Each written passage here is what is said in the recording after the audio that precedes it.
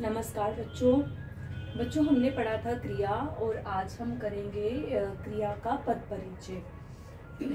तो क्रिया आपको अच्छे से समझ आ गया था कि काम करने वाले जो भी शब्द होते हैं उनको क्रिया कहा जाता है और क्रिया के दो भेद होते हैं, अकर्मक और सकर्मक। आज हम करेंगे क्रिया का पद परिचय। संज्ञा, सर्वनाम, विशेषण का पद परिचय आप कर चुके हो। पद परिचय से आपको पूरी पहचान हो चुकी है। तो जब हम क्रिया का पद परिचय करेंगे, क्रिया के पद परिचय का जो क्रम है, जो स्टेप्स हैं, ये यहाँ पर स्टेप्स मैंने लिखे हैं। ये स्टेप्स आप अच्छे से नोट कर लो। सबसे पहले जब हम पद परिचय क्रिया का करते हैं तो उसमें आता है भेद। भेद में हम ये लिखते हैं कि ये संज्ञा है, सर्वनाम है, विशेषण है या क्रिया है। अगर क्रिया है तो फिर हम उसका लिखते हैं उपभेद। उपभेद में ये आता है कि ये जो क्रिया है ये अकर्मक है या सकर्मक है।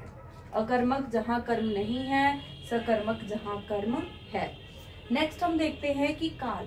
क्रिया में काल भी लिखना बहुत जरूरी होता है। वैसे तो हम वाच्य भी लिखते हैं, पर वाच्य आगे फिर हम 10th में करेंगे। तो काल में हम ये देखेंगे कि ये वर्तमान है, भूतकाल है या भविष्य काल है।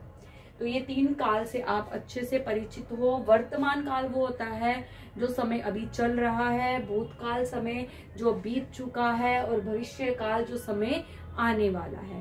तो ये काल जो है वो हमने क्रिया के पद परिचय में जरूर लिखना होता है। आगे है वचन। तो वचन में एक वचन है या बहुवचन है, ये हमें पहचान करनी होती है। आगे है लिंग, कि ये जो सेंटेंस में क्रिया है वो पुल्लिंग है या स्त्रीलिंग है। तो इस तरह ये जितने भी स्टेप्स दिए हुए हैं, ये सारे स्टेप्स अगर हम कंप्लीट करते हैं तो हमारा पद परिचय क्रिया का कंप्लीट हो जाता है। जैसे यहाँ पर एक उदाहरण देखें। एक उदाहरण मैंने यहाँ पर लिखी है कि वह खाना खा रहा है। वह खाना खा रहा है।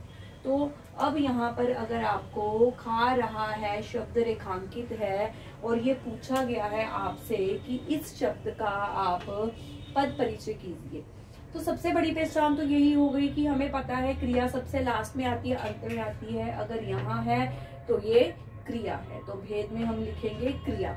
और उपभेद में हमें ये लिखना होता है कि अकर्मक है या सकर्मक। तो हमें यहाँ पर देखना है कि हमें क्या का उत्तर मिल रहा है। क्या खा रहा है? खाना उत्तर मिल रहा है, इसलिए ये सकर्मक क्रिया है। आगे हमें लिखना है काल। खा रहा है मतलब काम अभी चल रहा है, तो इसलिए काल कौन सा है? ये वर्तमान काल है। लिंग, यहाँ से हम देखेंगे खा रहा है किसी लड़के की बात हो रही है, तो इसलिए ये पुल्लिंग है। वचन भी क्रिया से ही देखते हैं हम।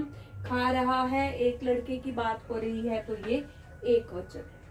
तो ये है हमारा क्रिया का पद परिचय। ये सारे स्टेप्स जो है ये नोट करने बहुत जरूरी हैं। इसी स्टेप्स के अकॉर्डिंग आपको मार्क्स मिलेंगे, इसी स्टेप के अकॉर्डिंग आपको पद परिचय करना है। ये इधर सारे स्टेप्स हैं और ये सारे इसकी उदाहरण है। इसको आप अच्छे से नोट कर लो तो आप क्रिया का पद परिचय कभी भी आपका गलत नहीं होगा।